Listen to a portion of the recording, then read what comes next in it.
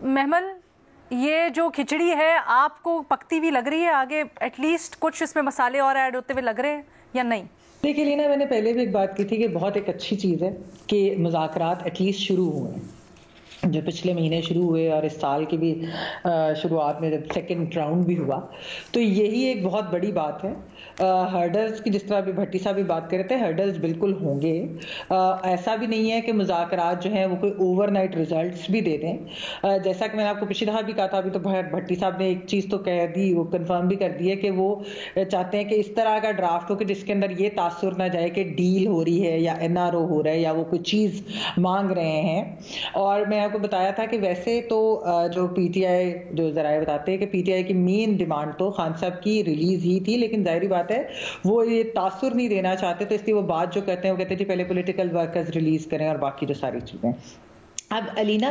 मसला इसके अंदर ये जो हर्डल्स की बात हो रही है ना, कि इस एक चीज़ मेरे ख्याल में जो बहुत बड़ा एक मेजर हर्डल बाद में मैं देखती हूँ, अभी तो खैर बातचीत चले, अभी मुलाकात हो, फिर कोई राइटिंग के अंदर जो चीज़ें दी जाए, अगर ड्राफ्ट होता है कोई ऐसा कोई डिमांड्स दी जाती हैं, लेकिन 9 में मुझे लगता है कि उसके ऊपर पीटीआई को जो अपना एक स्टांस है, अगर वो उससे यानी कि वो फॉल्स फ्लैग वाला उनका है, तो वो एक हर्डल जो है काफ़ी बड़ा बन सकता है। दूसरी चीज ये है कि पीएमएलएन के अंदर भी मैं पहले भी इस पे बात कर चुकी, 2 कैंप्स हैं। एक कैंप जो है वो हॉकिश कैंप है, जो चाहता है कि ये ऐसा ना हो कि कोई मुज़ाकरात हों और वो कहते हैं कि हम इनसे क्यों बात करें, और दूसरा उनको ये भी है कि कहीं एस्टैब्लिशमेंट के भी लोग जो है अगर वो ये देख कहें कि शायद हमारा कोई सॉफ्ट कॉर्नर हो रहा है या हम पीटीआई के ऊपर सॉफ्ट हो रहे हैं, तो उनको ये चीज़ शायद पसंद है। जो लेकिन दूसरा है कैंप और उसके अंदर काफ़ी ज़्यादा सीनियर लीडरशिप है और इसी वजह से मुज़ाकरात जो है वो आगे भी बढ़े। वो यही कहते हैं कि इस तरीके से अगर सियासत चलती रही कि हम बस बदले बदले पॉलिटिकल विक्टिमाइजेशन, लड़ाई, ये सब कुछ चलता रहा, तो फिर हम आगे नहीं बढ़ सकेंगे, ये मुल्क आगे नहीं निकल सकेगा। अब दूसरी तरफ ये है कि जो ये ट्वीट्स होती हैं खान साहब के अकाउंट से और फिर वो एस्टैब्लिशमेंट के ऊपर जिस तरह का लेते हैं, तो क्या वैसे अभी तक तो देखें 190 मिलियन पाउंड्स का फैसला नहीं आया, लेकिन जो खान साहब बार बार 190 मिलियन पाउंड की बात कर रहे हैं, इसके ऊपर अगर आप वैसे लीगल एक्सपर्ट से भी बात करें तो वो कहते हैं कि जो बहुत एक केस ऐसा है जिसके अंदर सजा हो सकती है, यानी कि जिसके अंदर ठोस शवाहिद भी हैं, जो इस तरीके से नहीं है कि वो ना वो जिस तरीके से पहले दी गई थी सजाएं इनको, या इद्दत केस की तरह नहीं है कि जिसमें कोई केस ही नहीं था और कोई वजन ही नहीं था। तो ये भी शायद उनको एक डर हो कि अगर ये जो है मुज़ाकरात या आगे नहीं बढ़ते या ये चलते नहीं है या कामयाब नहीं होते, तो फिर उनको शायद अपनी सजा भी उसके अंदर नजर आ रही। महमल, ये बताएं ना, भट्टी साहब ने अभी कहा कि हुकूमत गैर संजीदा है, पीटीआई तो एफर्ट्स कर ही रही है और कहती है पैगाम भी यही जाना चाहिए कि नहीं इस तरह का कोई जेस्चर जाए जिससे लगे कि पीटीआई बैकआउट कर रही है या वो मुज़ाकरात नहीं चाहती। तो इस जो जमूर है उसका जिम्मेदार कौन है? पीटीआई तो पहली बार मानी है ना मुज़ाकरात के लिए। आप देखें ना, आज तक तो बट इस वक्त जो डेडलॉक है, आपको क्या लगता है किस वजह से और क्या वो टूट पाएगा?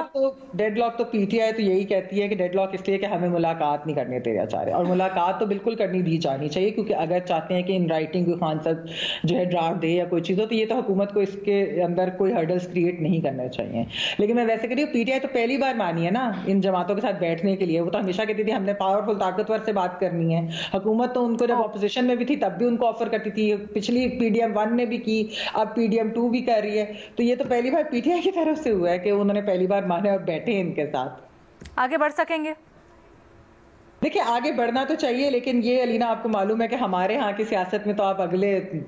2 घंटे 3 घंटे की नहीं आपको प्रेडिक्शन कर सकते, लेकिन बढ़ना जरूर चाहिए। ठीक है, हालातों वाकयात को देखते हुए कुछ इशारे मिलते हैं, तो उसी की हम बात करें, उसी के ऊपर आप लोगों की राय चाह रहे हैं। शहजाद से पूछते हैं। ठीक है, ठीक है, मैंने कहा चल रहे हैं और ठीक है, चलने भी चाहिए। ठीक है शहजाद, आप बताइएगा क्या राय है आपकी, और खासतौर पे ये जो अभी बात हुई, खान साहब ने 2 रोज पहले जो एक्स के ऊपर बयानात दिए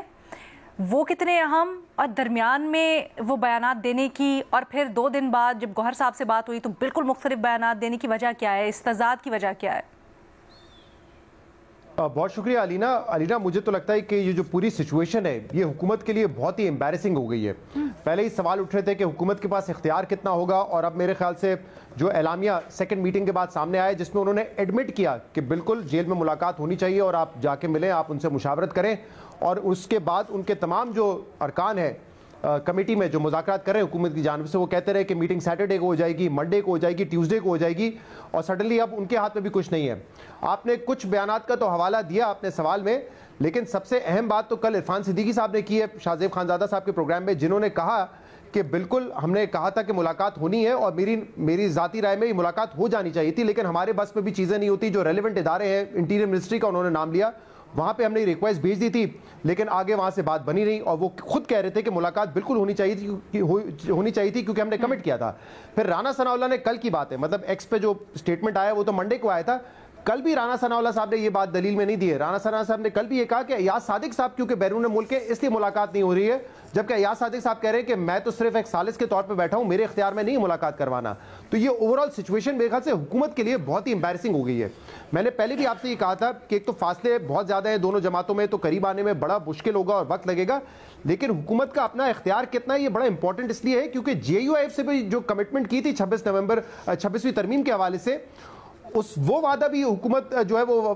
पूरा नहीं कर पाई थी, और उसमें भी उनको बड़ी दुश्वारी आई। और आपको पता है कि हुकूमत में चाहे जरदारी साहब हो, बिलावल भुट्टो साहब हो, शहबाज शरीफ साहब हो, सबने कमिट किया था कि मदरसा रिफॉर्म पे हम आपके साथ हैं और ये कानून पास होगा, लेकिन आपको पता है कि उसमें भी कितनी दुश्वारियां पेश आई। तो अब मेरे ख्याल से ये सिचुएशन हुकूमत के लिए बड़ी मुश्किल हो गई है, क्योंकि हुकूमत तो ये बार बार कह रही थी कि हमने तो देखे कोई डिमांड भी नहीं की है, ना सिविल नाफरमानी खत्म करें, ना अपना ट्विटर अकाउंट बंद करें, ये कोई डिमांड भी नहीं हमारी तरफ से। और जहां तक रहा इमरान खान साहब की ट्वीट का हवाला, बहुत सख्त बातें की हैं और उससे हो सकता है कि कुछ लोगों को लगता हो कि मुतासिर हुए मुज़ाकरात, लेकिन हुकूमत को खुद ये नहीं लगता है। और ये मैं इसलिए कह रहा हूं क्योंकि हुकूमत ने क्या कहा था, देखिए जब हमने देखा कि DGI-SPR की एक बड़ी सख्त प्रेस कॉन्फ्रेंस होती है जिसमें उन्होंने बाकायदा न सिर्फ PTI को बल्कि KP हुकूमत को जगह जगह चार्जशीट किया, तो उसके बाद जो हुकूमती अरकान थे जो मुज़ाकरात में थे, उन्होंने कहा कि देखें हमने ये तय किया हुआ है कि जो कमेटी के अंदर बात होगी वो रेलिवेंट होगी, बाहर से अगर कोई नॉइज आती है, कोई बयानात होते हैं, इवन 190 मिलियन पाउंड केस में सजा हो जाती है, तो उससे हमारे मुज़ाकरात नहीं इंपैक्ट होने चाहिए।